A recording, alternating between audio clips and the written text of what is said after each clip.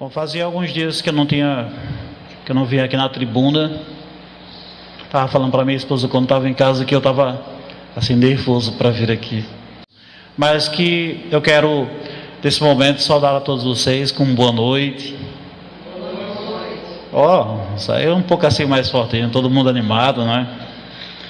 Fico muito satisfeito em encontrar vocês aqui, alguns amigos conhecidos, além da nossa casa, algumas pessoas que vieram também prestigiar a nossa palavra dessa noite. Sejam todos muito bem-vindos.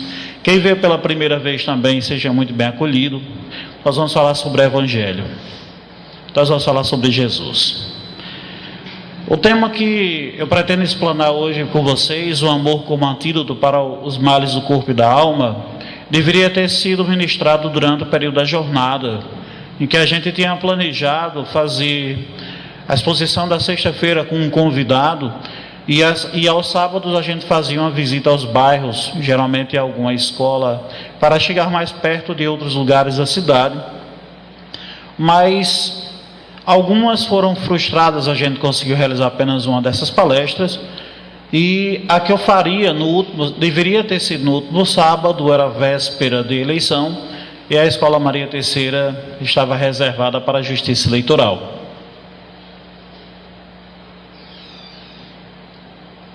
Então eu resolvi deixar o tema para hoje mesmo.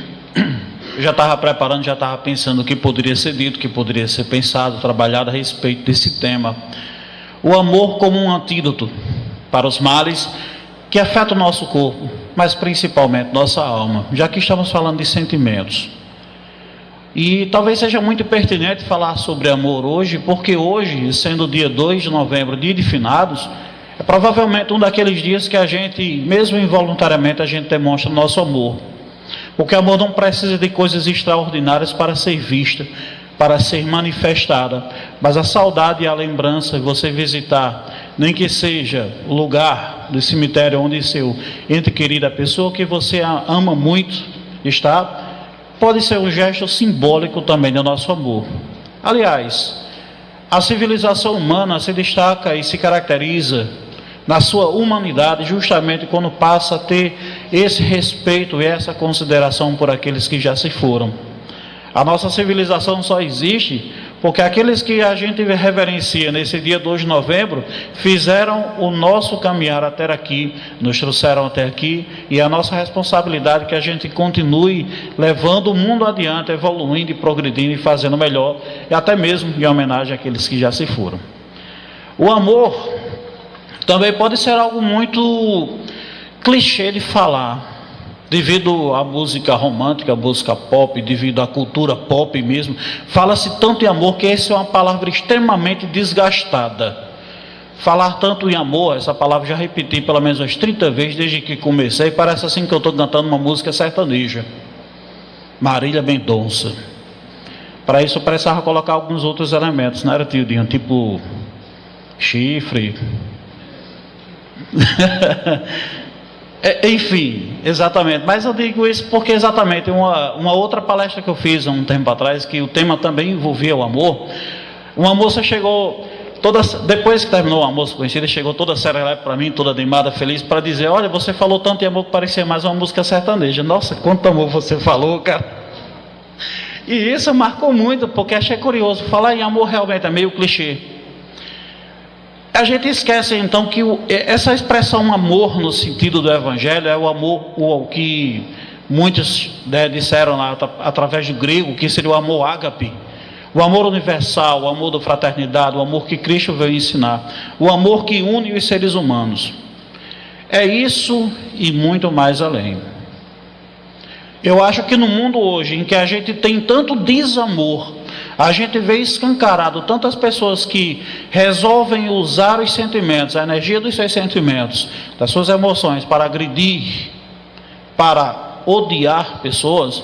Nunca foi tão necessário falar sobre sentimentos e, principalmente, falar sobre nossas posturas, nossos comportamentos. Isso é algo que transcende muito uma simples religião, seja espírita, seja católico, evangélico, seja budista. Isso é uma questão de humanidade. E a nossa doutrina, ela tem como uma característica maravilhosa de ser universal. Se a gente vai falar de um antídoto para os males que afetam o corpo e afetam a alma, é importante a gente pensar que tipo de conceito eu estou dando para os males, para as doenças que afetam o nosso corpo e que afetam nossa alma. Segundo a Organização Mundial de Saúde, agora melhorou, viu, Dinho? Você vai ficar feliz, vai ficar até orgulhoso. Estou falando mais perto aqui, porque Dinho aqui é um vigilante, ele disse que não está falando pertinho, eu vou ensinar a falar no microfone.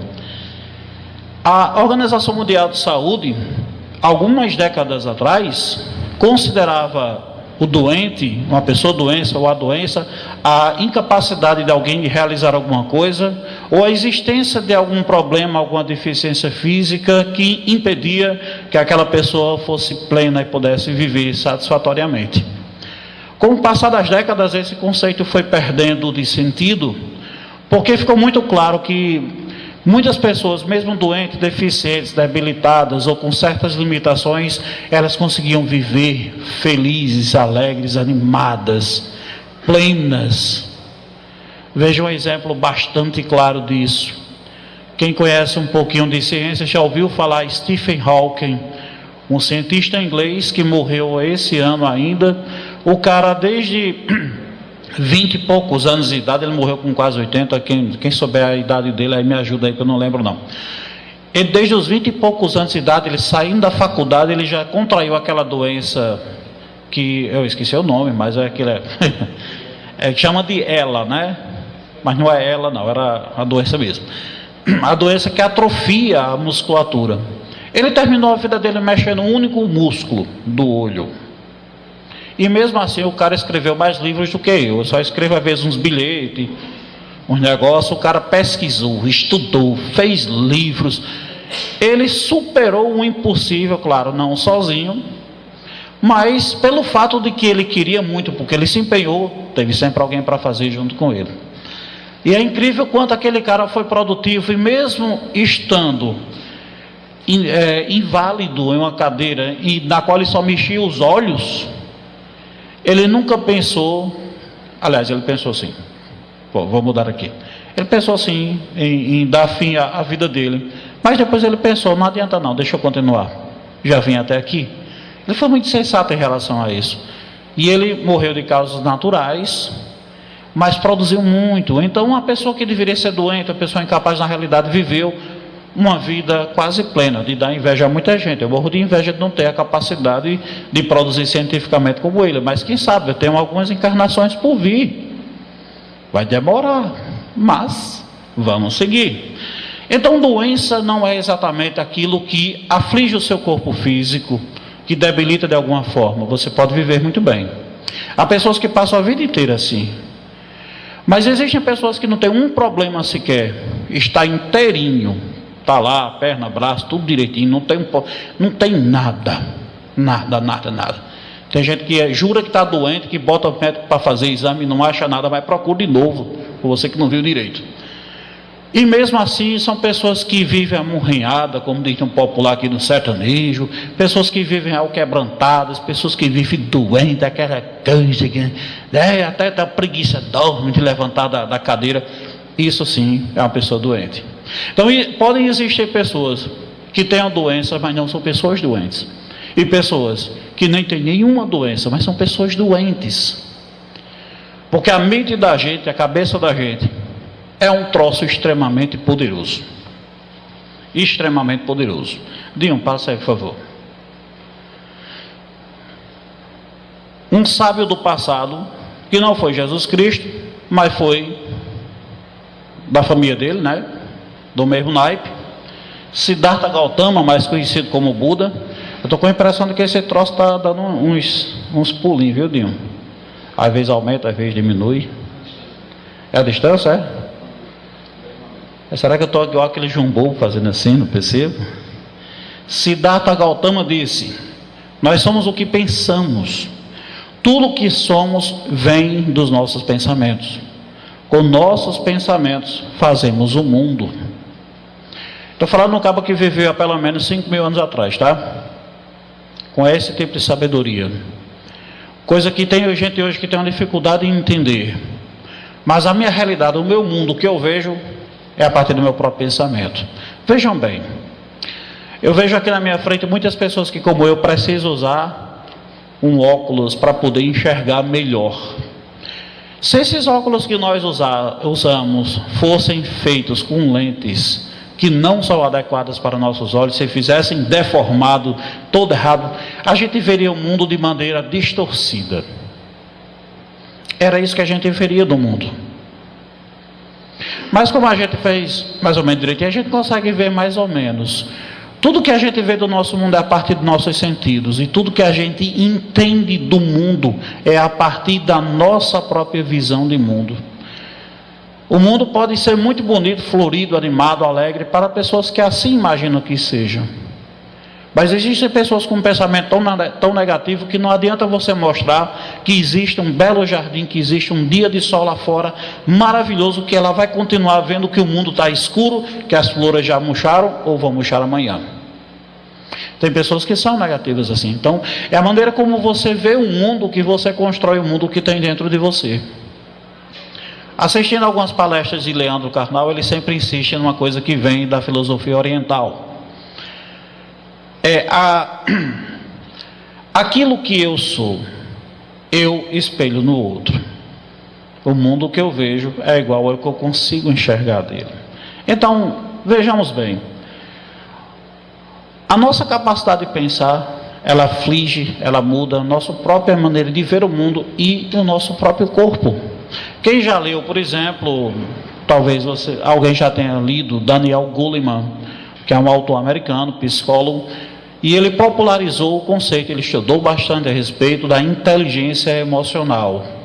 Se ninguém não ouviu falar em Daniel Goleman, mas pelo menos já ouviu esse conceito da inteligência emocional, em que ele, trabalhando com a temática da ideia da inteligência emocional, comprova que nós seres humanos não somos seres tão racionais como a gente pensa que é, mas que a maior parte das coisas que a gente faz no mundo em relação aos outros, ou em relação a nós mesmos, está relacionado à forma de emoção e como eu interajo afetivamente com o mundo ao meu redor. Eu estou lendo agora, não tenho muita informação, então estou lendo o livro, ainda está pela metade, um novo livro dele chamado Inteligência Social. E aí, ele expõe uma das coisas mais fabulosas nesse conceito de compreensão da mente e corpo que eu já vi. Ele evidencia que a maneira com que eu me relaciono com os outros ao meu redor, ele muda, ele molda efetivamente a nossa mente, o nosso cérebro, a comunicação neuroquímica que existe no cérebro. Ou seja, pessoas que vivem relacionamentos abusivos, talvez vocês conheçam pessoas que parece que em casa é sempre aquele inferno, é sempre aquela agonia, parece que ninguém respira direito, todo mundo tem que se matar, que se andasse com um revólver, estava dando tiro para cima. A mente dessa pessoa já foi moldada por essa situação. E essas pessoas têm uma certa dificuldade de ver o mundo de outra forma daquilo que elas vivem. Pelo contrário, se você viver num ambiente melhor, o seu cérebro vai se mudar comprovadamente. Os nossos relacionamentos, a forma como a gente encara o outro, ela muda a estrutura do nosso cérebro. Então ele deixa bastante claro que a forma como a gente relaciona com o mundo muda nosso cérebro, é a gente tendo consciência de que isso acontece, é nós procurarmos os caminhos para poder viver melhor com os outros. Isso aqui é um fato bem interessante. Vamos dar uma passadinha, meu amigo Dinho. Joana de Ângeles concorda plenamente com o nosso amigo Daniel Goleman. Olha que ela publicou o livro antes dele. A mente gera energias compatíveis em acordo com o tipo de aspiração que a nutre. Isto é, uma mente desequilibrada emocionalmente é capaz de produzir toxinas que acabam por gerar distúrbios orgânicos de largo porte. Uma mente desequilibrada adoece o corpo. Só que Joana de Ângeles vai além. Ele vai além de Daniel Goleman. Uma mente desequilibrada, ela pode provocar desequilíbrios orgânicos. Isso a ciência está estudando hoje.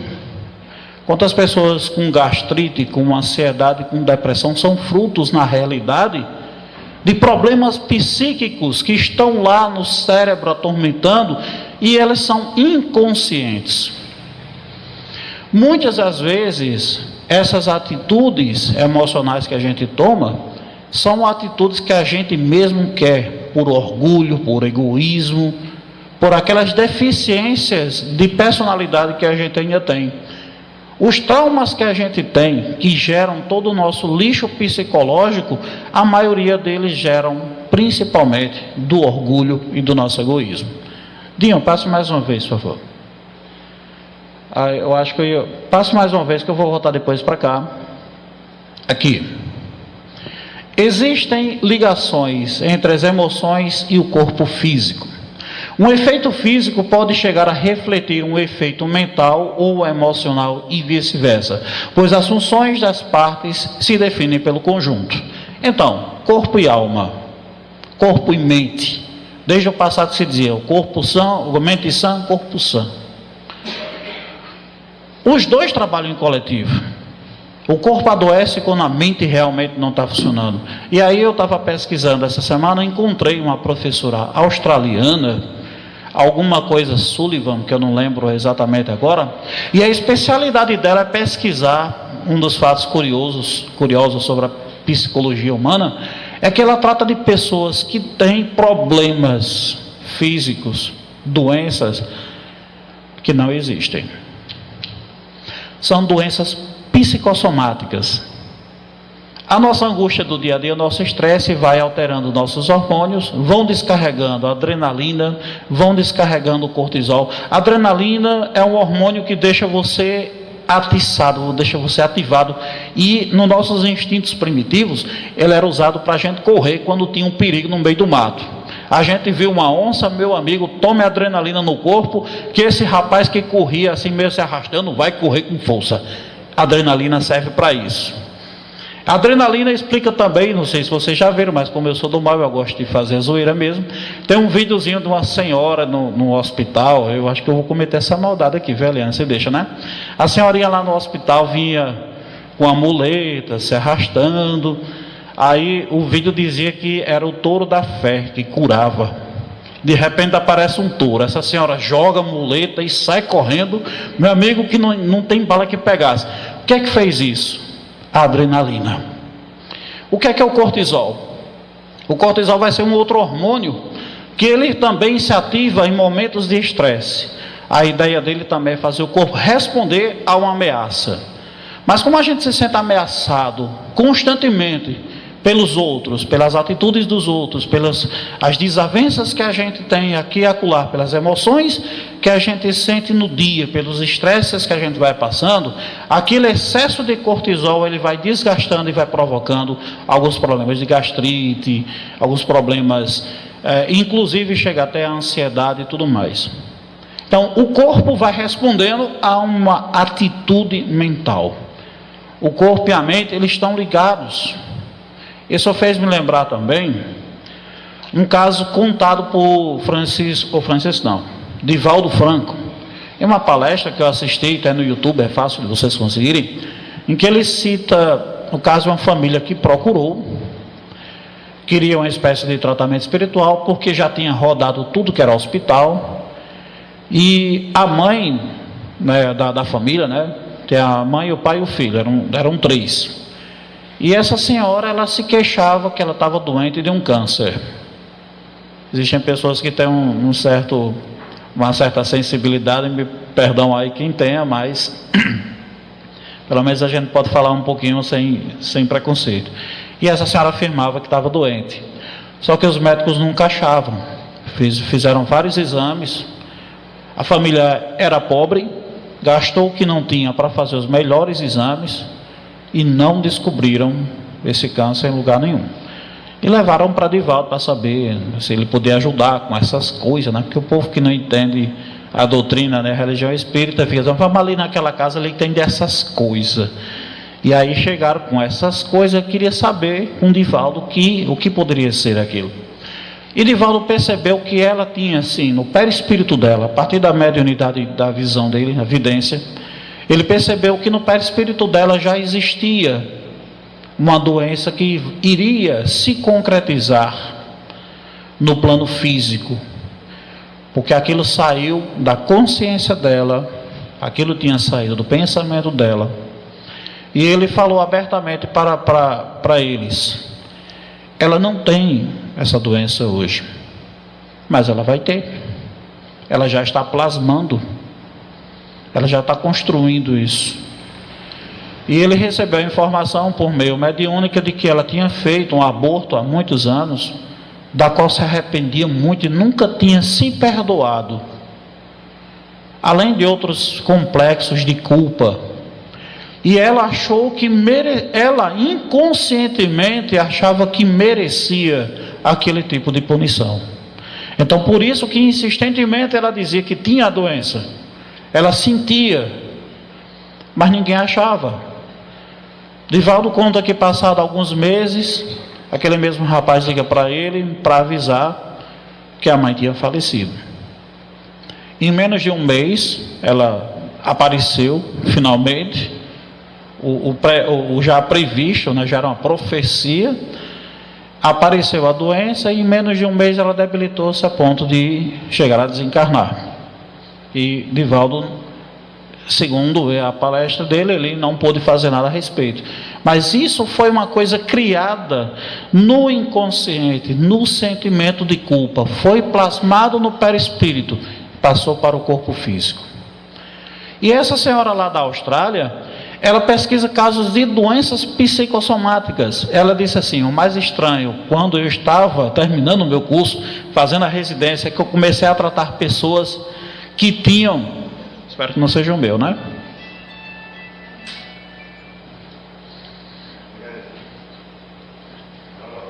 Eu agradeço que eu lembrei que o meu estava ligado. Está vendo? A gente sempre pode usar a experiência para a gente melhorar. Eu percebi que eu não tenho desligado o meu, vou levar que vai acontecer aqui, né? Mas essa senhora que estuda esses casos de doenças psicossomáticas disse que 70% dos pacientes delas que têm convulsões epiléticas não têm epilepsia. Não tem nada, coisa nenhuma. E aí ela diz que o mais difícil é dar esse diagnóstico para quem acha que está doente. E ela diz então que a necessidade é trabalhar psicologicamente aquela situação. O livro dela que ela publicou se chama esqueci. Não é esse o nome não, tá? Do livro, mas era alguma coisa no sentido do poder da mente, ou seja, a capacidade da mente de criar a doença. Quando eu lembrar, eu digo para vocês, nem que seja em outra palestra, que vocês não vão lembrar, nem lembrar mais que eu estava falando. Que eu esqueci, fiz muita anotação e esqueci de notar o nome do livro da mulher. Mas eu estou falando que os nossos sentimentos, as nossas predisposições, os nossos complexos, as nossas angústias, elas vão somatizar, vão aparecer no nosso corpo. Aquele trabalho que você tem, que você não aguenta mais ir, e quando chega de manhã, antes de ir para o trabalho, dá aquele rói-rói na barriga, você sente vontade de vomitar, ou porque você fica enojado por saber que não é bom ir para lá, ou porque o estresse já está tão grande que você criou gastrite. Isso é verdade, isso é um dos maiores problemas hoje nos trabalhos, é isso. Problema de relacionamento no trabalho gera exatamente isso. Você não tem a mínima vontade, o menor gosto de ir para lá. Nós vivemos numa época muito estranha, de completo desamor.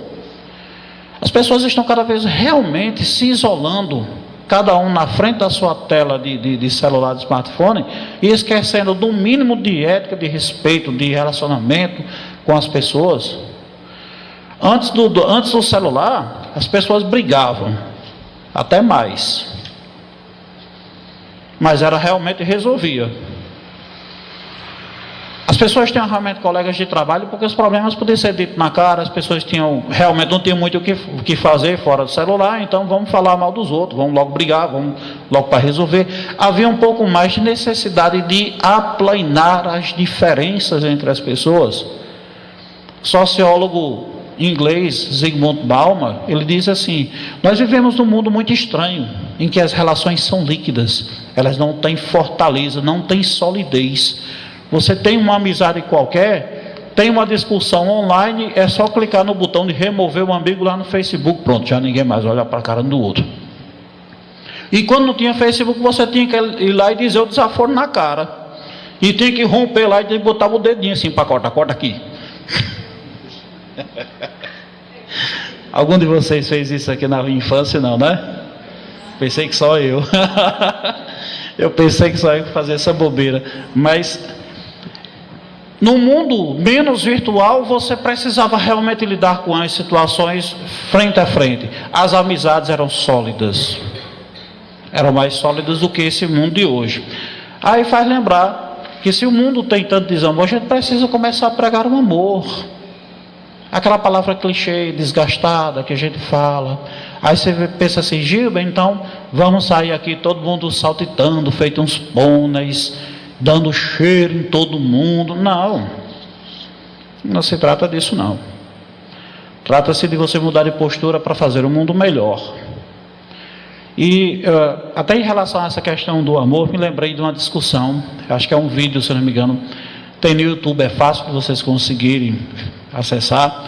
Eu recomendo um debate entre Padre Fábio de Mello, que quem já viu muito, acho que todo mundo já viu algum vídeo, algum texto de Padre Fábio. Aquela é uma criatura inspirada. Um dia, quando eu crescer, você mais ou menos parecido. Vou tentar, mas eu ainda tenho encarnações para isso. E o debate ele fazia com o Leandro Carnal, que é outro cara assim que fica até difícil, eu não amarro a chuteira, eu não amarro o sapato, mas é um cara com alto conhecimento, duas pessoas altamente intelectuais, um ateu e outro padre, discutindo crer ou não crer. Esse é o nome do vídeo lá no YouTube. E eles estavam falando sobre as experiências deles. Por que Padre Fábio tornou-se um padre e por que Leandro Carnal tornou-se um ateu? Mas é interessante na história de ambos, que são muito parecidas no oposto. Padre Fábio cita um dos episódios assim que marcou a vida dele em relação à questão do cristianismo. Ele diz que a família era pobre, estava em casa só ele, a irmã, tem poucos pertences, pouco patrimônio, né? E ele brincando, uma criancinha de 6 anos, brincando com os pratos, negócio lá da mãe, que era herdada da avó, aquelas coisas, aquelas porcelanas que o povo ficava guardando. Ele disse assim, não tinha muito valor econômico, mas tinha um valor sentimental para a família. Foi herdada da avó e tal, e ele mexendo quebrou o prato. E aí quando a mãe chegou, aquele medo, corre negada, se escondeu debaixo da mesa. E a irmã dele, como era pessoa maravilhosa, pegou e apontou, está lá. Ali. Foi logo entregar, ó, tá ali. E aí ele disse que estava se tremendo de medo, tinha quebrado um objeto que a mãe muito gostava. E a mãe dele levantou o lençol, chama, né? A toalha da mesa, e disse, meu filho, não precisa ter medo. O prato era muito importante para mim, mas você é muito mais. Se a gente parar, se pensar como uma criança, escutando isso de um pai e de uma mãe, que esse sentimento de acolhimento é absolutamente fantástico. Então ele disse, um ser humano, uma pessoa, imperfeita como poderia ser, passar uma mensagem de amor e de acolhimento desse tamanho só podia ser um pequeno exemplo do que é o grande amor de Deus. Aquilo foi despertar nele o amor de Deus que estava presente em nós, seres humanos. Fantástico de observar, porque a gente realmente não tem se dado conta, a gente não tem se prestado realmente a fazer pequenos atos simbólicos de amor com relação aos nossos amigos, com relação às nossas famílias, nossos familiares, nossos parentes. A gente realmente está meio estranho. e fez me lembrar uma poesia que eu conheci ainda ontem. Essa questão de mudança de atitude, essa questão da gente valorizar o ser humano, a nós, nossas experiências, que a gente não tem valorizado. Inclusive, um pensador americano chegou a dizer assim, um filósofo americano, cujo nome eu esqueço, não se preocupem, porque eu estou ficando velho, e vai dando esse tipo de Alzheimer mesmo. E esse filósofo americano, ele citou a seguinte maneira: nós estamos nos esforçando para parecer idiotas para que as máquinas pareçam inteligentes. Isso é uma grande verdade. Por que é que o tio Gilbert que não consegue mais lembrar o nome do livro que ele acabou de ler em casa? Porque a gente tem confiado demais em guardar as coisas num celular, num tablet, num computador, digitando as coisas. E a gente está se fazendo de bocó para que as máquinas pareçam inteligentes. Mas aí, esse tipo de sentimento transforma nossas relações também em coisas mecanizadas. Aí eu vi essa poesia que eu achei linda e eu tenho certeza que vocês vão achar também. Ela se chama Sou Feita de Retalhos. A autora é uma moça chamada Cris Pizzimente. E esse poema diz assim: sou feita de retalhos, pedacinhos coloridos de cada vida que passa pela minha e que vou costurando na alma. Nem sempre bonitos, nem sempre felizes, mas me acrescentam, me fazem ser quem eu sou. Em cada encontro, em cada contato, vou ficando maior. Em cada retalho, uma vida, uma lição, um carinho, uma saudade, que me tornam mais pessoa, mais humana, mais completa. E penso que é assim mesmo que a vida se faz, de pedaços de outras gentes que se vão tornando parte da gente também. E a melhor parte é que nunca estaremos prontos, finalizados. Haverá sempre um retalho novo para adicionar à nossa alma. Portanto, obrigado a todos vocês que fazem parte da minha vida e que me permitem engrandecer minha história com os retalhos deixados em mim. Que eu também possa deixar pedacinhos de mim pelos caminhos e que possam ser parte de suas histórias e que assim, de retalho em retalho, possamos nos tornar um dia um imenso bordado de nós. Esse poema faz a gente lembrar de coisas que a gente anda esquecendo, que a gente precisa realmente lidar com os outros, viver com os outros, acolher os outros. Essa é a primeira caridade do Evangelho. Volta um pouquinho aí, Dinho. O nosso isolamento em relação aos outros, esse mundo isolado que a gente tem criado, tem proporcionado coisas desse tipo aqui. A depressão tem crescido, segundo a Organização Mundial de Saúde, 18%. Eu não coloquei quanto tempo, não, mas pelo menos nos últimos anos seria pelo menos as últimas 2 décadas. Cresceu 18%. Na Terra nós temos aproximadamente 4,4% de pessoas que têm problema de depressão. Na nossa cidade de Parelhas a gente vê com frequência, infelizmente, muitas pessoas ceifarem a vida em decorrência da depressão. É muito sério. No Brasil é um caso ainda pior. Nós somos um dos maiores do mundo em casos de depressão. Nós temos 5,8% em estatística oficial. Pode ser muito mais, porque há muita gente que tem depressão, mas não diz para ninguém.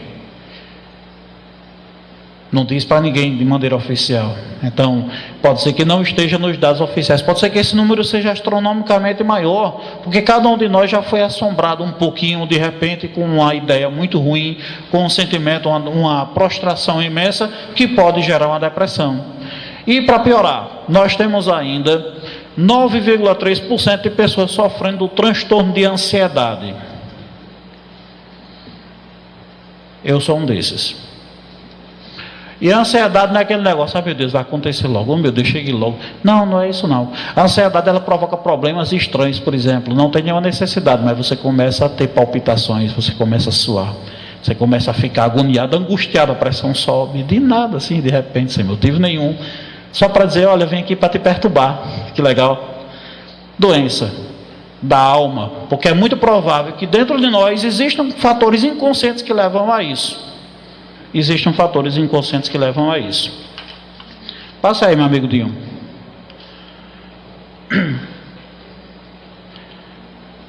Parece que cortou um pedaço. Acho que eu não tinha percebido isso. Dinho, saia para poder editar. Ó, aqui. Você levanta um pouquinho. Aqui é assim, a gente não tem frescura não. Deu errado, a gente resolve na hora. Tudo ao vivo. Quem sabe faz ao vivo. Ó, já não deu certo. Aqui, ó, aqui embaixo. Isso.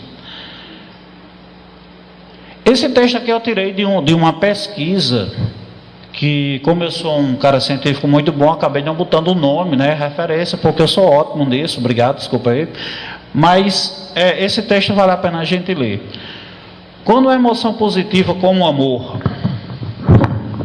era um artigo de psicologia, quando a emoção positiva como o amor domina a mente, nosso corpo funciona em total harmonia. Por outro lado, se o ódio dominá-la, sentiremos dores de cabeça, queimação no estômago, entre outros sintomas físicos. A ansiedade e a inquietação trazem náuseas estomacais. E o remédio é a paz mental e a libertação da ansiedade. A cólera é outra emoção que provoca sensações de esgotamento. O cansaço é apenas reflexo no corpo de uma luta mental não resolvida satisfatoriamente. Se a vergonha, a angústia, o ódio, a inveja e o ciúme atingirem o centro do nosso ser, ficará em estado de cansaço, incapacidade e desespero. O rubor da vergonha, o semblante fatigado da angústia, as expressões faciais do ódio e da inveja são testemunhas do efeito prejudicial dessas emoções sobre o corpo. Nossos sentimentos, nossas emoções vão mudando nossa cabeça, vão mudando nossa forma de agir. Agora, a cura para a maior parte dessas coisas é bem simples. A gente precisa começar com atitudes. É claro, se você tem uma doença, uma ansiedade, uma depressão, um problema que é neurológico, você precisa de um acompanhamento médico, você precisa tratar o físico e o mental. A mente é o seu espírito. Você precisa cultivar bons hábitos. É necessário que vocês e eu também, porque eu estou no mesmo mói, a gente precisa cultivar bons hábitos e aprender as lições que um cabra que teve há 2000 anos aqui veio ensinar. A gente precisa aprender a conviver com os outros, amar os outros para poder construir um mundo melhor. Dinho, passa aí, só para citar uns trechos do Evangelho. Esse primeiro texto aqui, esse aqui foi tirado do Evangelho segundo o Espiritismo, mas cita Mateus 22 e Lucas, do capítulo 6. Isso aqui é só um vrá que Jesus deu na cara do fariseu, porque os fariseus sempre ficavam lá enchendo o saco, tentando Jesus, vamos ver o que é que esse cabra diz aqui, que eu quero pegar ele da fraqueza, mas eles, que pena, sempre levava aquele, chegue para lá, meu filho. Os fariseus, tendo sabido que ele tapara a boca aos saduceus, reuniram-se. E um deles, que era doutor da lei, para o tentar, propôs essa questão: mestre, qual é o maior mandamento da lei? Jesus respondeu: amarás o Senhor teu Deus de todo o coração, de toda a tua alma e de todo o teu espírito. Este é o maior e primeiro mandamento. E aqui tendes o segundo, semelhante a este: amarás o teu próximo como a ti mesmo. Toda a lei e os profetas se acham contidos nesses dois mandamentos. E lá em Mateus, no capítulo 7, ele disse a seguinte expressão: fazei aos homens tudo o que querais que eles os façam, pois é nisto que consistem a lei e os profetas. E em Lucas registrou a seguinte expressão: tratai todos os homens como quererias que eles os tratassem. Ora, a gente não trata os outros como queria que tratassem a gente. A gente gosta mesmo é de passar por cima.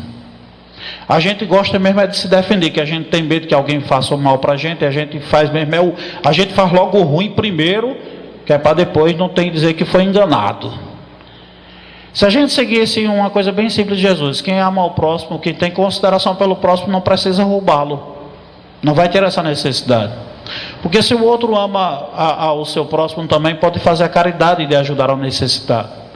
Se a gente amasse ao próximo, fizesse para ele o que queria que fosse feito para nós, a gente sempre faria algo em benefício daquela pessoa, ajudaria, dava uma mão amiga, escutava quando tinha um problema, a gente faria isso. A gente não faz. Tem 2000 anos que Jesus veio aqui ensinar. A palavra dele mudou muito, mas a gente ainda não chegou lá. A gente ainda não chegou lá. Passa aí, Dio. Chega então a um ponto essencial. Se amar não é aquela frescura que a gente vê nas músicas sertanejas, se não é chifre, se não é ai ai ai, o que é que vai ser amar? Por que a gente precisa aprender? O que é que Jesus disse quando disse que a gente tinha que amar os outros?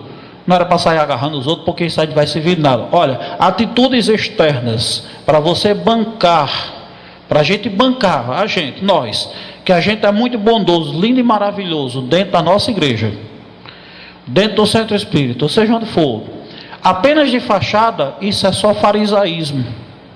Jesus com certeza não concordaria com você. Porque você fazer uma fachada de que você é santo, no centro você chega, meu irmão, boa noite, Jesus lhe acompanhe, no meio da rua você chama os palavrão maior do mundo, você não dá exemplo. Então isso é farisaísmo. O que é que vai ser amar ao próximo? Vamos pensar em mudar o mundo praticando a empatia. A empatia, ter empatia pelos outros. Nunca se precisou de tanta empatia pelos outros, como nos dias atuais. A gente sentir empatia por alguém é nos sensibilizar com a realidade do outro. É impossível, cada um de nós, qualquer um, a gente se colocar na posição do outro. É praticamente impossível. Mas é plenamente possível fazer um esforço e pensar, se fosse eu no lugar dele. Você tentar entender a realidade do outro, em qualquer sentido, seja financeiro, seja mental, seja como você imaginar, coloque-se no lugar do outro e tente imaginar como é que você agiria. Quando você ver alguém que tomou uma atitude errada e você julga, condenando aquela atitude, pensa, se eu estivesse no lugar dela, eu faria o quê? E as pessoas que precisam de um amparo, por que é que eu não posso me colocar no lugar? Se fosse eu que estivesse ali, o que é que eu poderia fazer por mim? Dinho, próximo. Praticar a tolerância. Não basta só você se identificar com o sofrimento do outro. Você precisa praticar a tolerância, porque as pessoas são diferentes. Elas não vão concordar com você, e nem você com elas. Nós seremos sempre diferentes dos outros, e graças a Deus somos assim. Já imaginou o mundo, todo mundo flamenguista? Não tinha de quem a gente zoar quando o Flamengo ganhasse. Eu que sou vascaíno, adoro quando o Flamengo perde, é uma delícia zoar com o flamenguista. É preciso a gente ter tolerância e entender que as pessoas são obrigatoriamente diferentes. Erivan é assim, esbelto, modelo, tal. Já o professor Gilba é um pouco mais cheinho, fofo, mais gostoso. Tem essa diferença aí. As pessoas chegam para mim, por que você não emagrece? Aí como eu sou um cara muito caridoso, uma pessoa muito evoluída, eu digo assim, por que você não corta a língua? Vocês estão vendo que eu pratico já a caridade de fazer ela perceber que está todo mundo errado mesmo.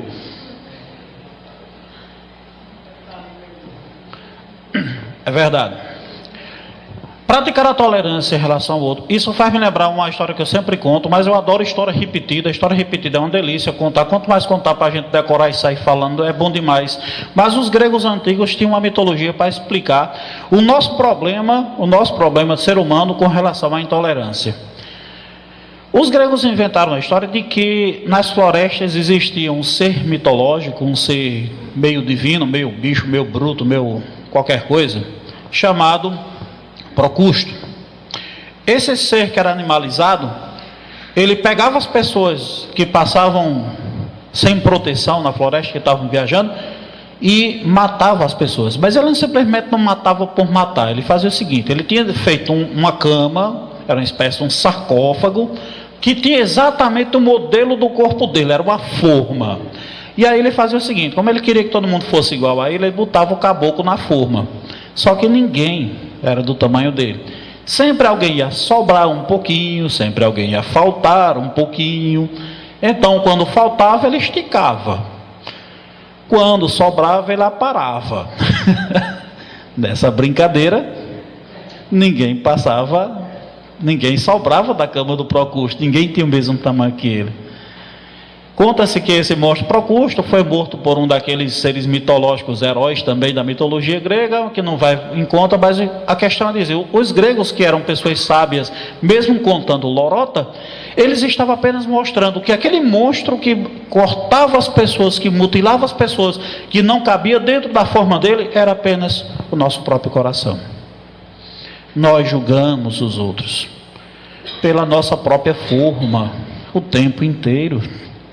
Nós fazemos isso, eu, você, todos nós fazemos. Nós julgamos pela nossa. Nós somos seres perfeitos, a imagem e semelhança de Deus.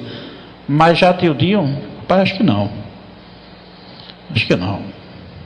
Eu sou mais Deus do que Ele. Geralmente a gente pensa assim: as atitudes dos outros sempre são muito estranhas. Eu sou perfeito. É sempre assim.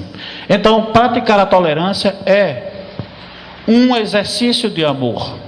Daquele amor que Cristo mandou a gente fazer. Terceiro ponto. Dinho, pode passar aí. Praticar a caridade. Eu me coloco no lugar do outro. Eu aceito o outro como ele é. Eu ajudo quando preciso.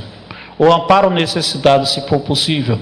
Mas eu tenho benevolência para com todos. E eu tenho indulgência pelas faltas alheias.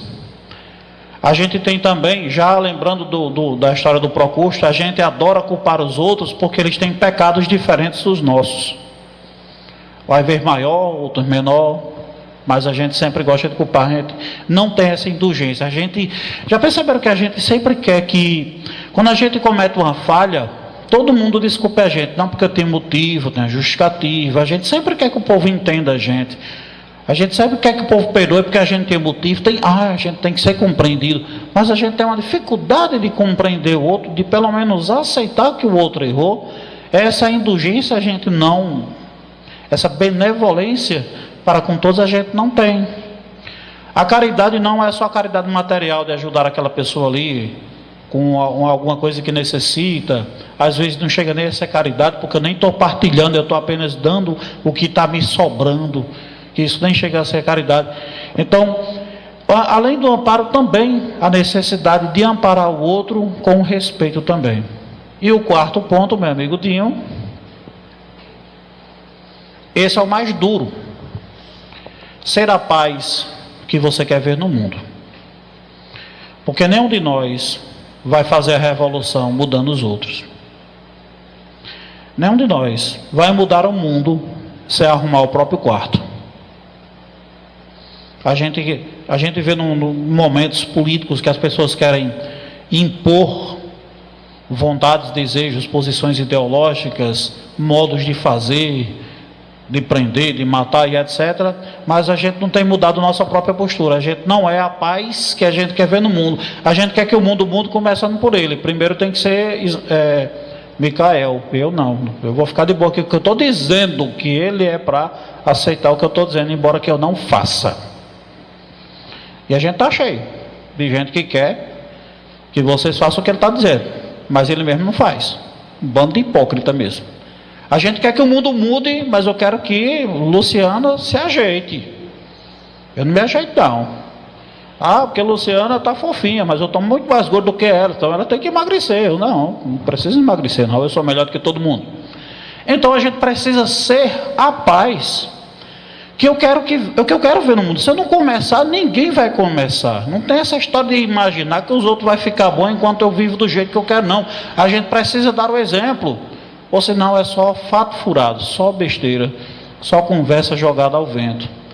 Amar, no sentido literal do Evangelho, é isso e até um pouco mais. Mas compreende aquela necessidade de você viver com os outros e evoluir, amadurecer emocionalmente, amadurecer espiritualmente. E o seu corpo físico, ele vai corresponder. Ele vai corresponder. Existem pessoas com algumas doenças, mas não são doentes. A cura para os corpos, os males, as doenças do corpo e da alma, sempre vai ser o bom sentimento, sempre vai ser o amor, sempre vai ser um ambiente de tolerância. Então é muito interessante observar que o Evangelho de Jesus, na realidade, é essa mensagem. É essa a mensagem. E a gente tem uma grande dificuldade de entender. Eu estava vendo essa semana um canal de teologia. E é impressionante como os teólogos, eles fazem malabarismo com as palavras, só para provar o que eles querem dizer. Mas era tão fácil apenas ler os evangelhos e observar as atitudes de Jesus diante das situações. Jesus não fundou igreja, Jesus não criou dogma, ele só mostrou um caminho para seguir, para se tornar melhor. A evolução espiritual se consegue seguindo os passos dele, ele é que é o mestre. E a gente ainda não aprendeu isso. A gente transformou ele num objeto para botar em cima da parede, num crucifixo, num objeto qualquer que a gente reza, uma reza decorada, e acha que já está pago o compromisso com o Senhor. Mas o nosso coração a gente não muda. A gente não tem mudado nosso coração. Então, essa palavra dessa noite pode ser assim meio dolorosa, fica meio escancarado. Nossa, a gente para realmente mudar, a gente curar nossa alma e nosso coração, a gente tem que primeiro olhar para nós e ver o que não está legal e tentar fazer certo. Porque quando a gente sair daqui, vamos continuar ainda sendo os mesmos. Eu com meus enormes defeitos. Mas pelo menos vou tentando um pouquinho aprimorar, nem que seja 1 centímetro, eu estou mais perto de Jesus. Nem que seja 1 centímetro, eu vou estar mais perto de Jesus. E até fico feliz por isso. Em outra palestra eu disse, e vou repetir, quando a gente fala de coisas morais, que a gente tem que mudar, que a gente tem que melhorar, que a gente tem que fazer, o primeiro ouvido perto da boca que está falando é o meu. Sou eu que preciso ouvir as palavras também que eu digo. E a gente pensa também que a gente pode crescer muito com o Evangelho de Jesus, praticando o amor. Essa palavra clichê. Mas é bom. Tenha benevolência com os outros. Vamos parar aquele costume de falar mal dos outros, fofoca, etc. Já ajuda muito. A gente já melhora bastante se a gente ver o mundo com um olhar bem melhor, com um olhar mais suave, com mais gratidão pela vida, com mais felicidade ao ver as coisas que acontecem, quando o sol nasce, com sei lá, até quando venta. A gente precisa ter um coração mais grato por aquilo que Deus nos deu, e nos dá sempre. Eu vejo todos nós aqui, todo mundo inteiro, todo mundo saudável, a gente de repente para em casa, vai rezar de noite para dormir, e não chega nem a agradecer a Deus por isso. Quantas pessoas não queriam ter um corpo perfeito como o nosso, poder andar, poder fazer todas as atividades de boa. Então, que essa mensagem do Evangelho possa chegar até nós, o exemplo de Jesus, que aquilo que vai curar o nosso corpo e nossa alma é o amor, são os bons sentimentos. Então, que Jesus abençoe a todos nós e tenha um bom final de semana.